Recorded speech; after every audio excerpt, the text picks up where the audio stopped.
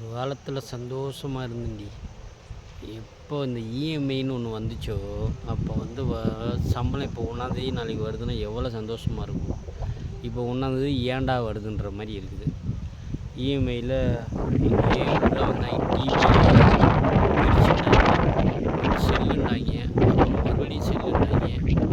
இப்படியே வளர்ந்துக்கிட்டு போய் இப்போ டோட்டல் இஎம்ஐ மட்டும்தான் நிற்கிது.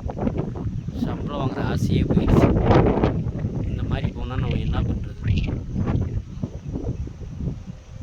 இஎம்ஐ நோய் உள்ளே விட்டுட்டோம். இனி வந்து அது சின்ன சின்னதாக புற்றுநோயுமே வளர்ந்து உடலவே தின்னுடும்.